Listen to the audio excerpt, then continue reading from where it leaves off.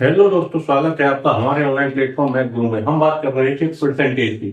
इसमें से पहला क्वेश्चन ये है कि एक संख्या का 80% दूसरी संख्या के 50% के बराबर है। माना पहली संख्या x है, इसका 80% दूसरी संख्या y के 50% के बराबर है।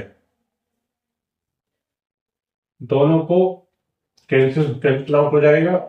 इसके बाद इनका जो अनुपात होगा x/y का वो 5/8 आ जाएगा। तो दूसरी संख्या मतलब बाई एक्स का कितने प्रतिशत? 8/5/100, 160% इसका आंसर। इस तरह के क्वेश्चन एग्जाम्स में काफी पूछे जाते हैं। दूसरे क्वेश्चन में है, एक चुनाव में 2 उम्मीदवार थे, जीतने वाले को 65% वोट प्राप्त होते हैं। 900 मतों से विजयी हो जाता है। कुल मतदाता कितने थे? इसको 65% प्राप्त हुए तो हारने वाले को 35% मत मिले होंगे, क्योंकि 100% किसी वैल्यू को मानते हैं। इसमें से 65% जीतने वाले को प्राप्त हो गए तो बचे 35% हारने वाले को प्राप्त हुए होंगे। इसमें से 65% जीतने वाले को प्राप्त हुए हैं। दोनों के मतों में क्या अंतर रहा? 900 वोटों से विजयी हुआ। इसका मतलब 900 का अंतर इन दोनों के बीच रहा। 65 - 35 is equal to 30 percentage is equal 900। ये इससे 30 टाइम कट जाएगा।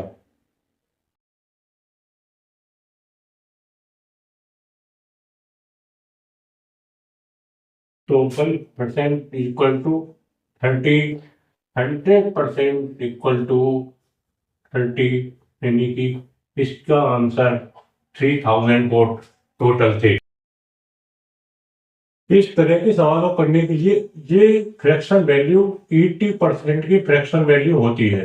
तो 80% और 65% के बीच 60 का अंतर है। मतलब 80% माइनस 65% इक्वल टू 60। दोनों का डिफरेंस 15% इज इक्वल टू 60।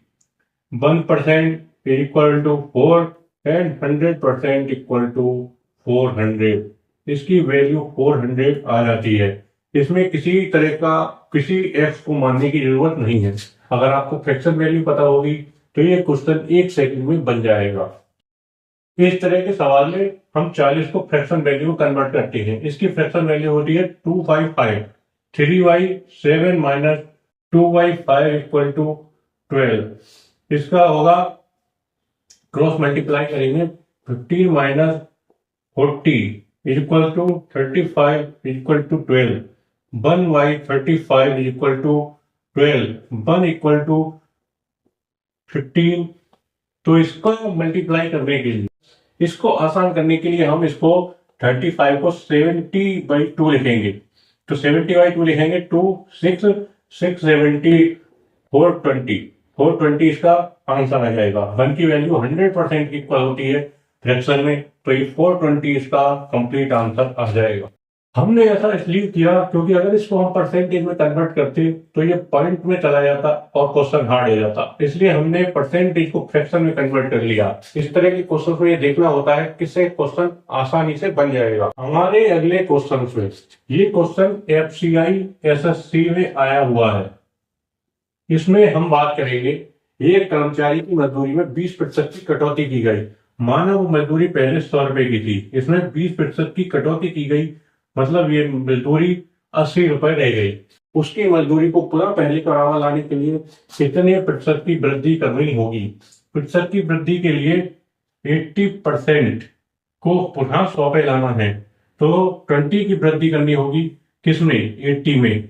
80 तो 1/4, यानी कि 1/4 किसी फ्रैक्शन वैल्यू पर 25% इसका आंसर आ जाएगा। ये SSC का आया हुआ सवाल है, बहुत ही इजी क्वेश्चन है। इस तरह के क्वेश्चंस को हम फ्रैक्शन वैल्यू से आसानी से कर सकते हैं। जैसे 33 1/3% की फ्रैक्शन वैल्यू होती है 1/3। तो हमने B का वेतन माना 3, तो A का वेतन 1/3। 3 - 1 1 कम है, मतलब ए का वेतन 33/3 कम है तो इसका वेतन 2 हो जाएगा। तो बी का वेतन ए से कितने प्रतिशत अधिक है? बी का वेतन 1 अधिक है, किससे? 2 से। तो 1/2 इक्वल टू 50%। 1/2 50% का फिक्सर वैल्यू होता है, 50% इसका आंसर आ जाएगा।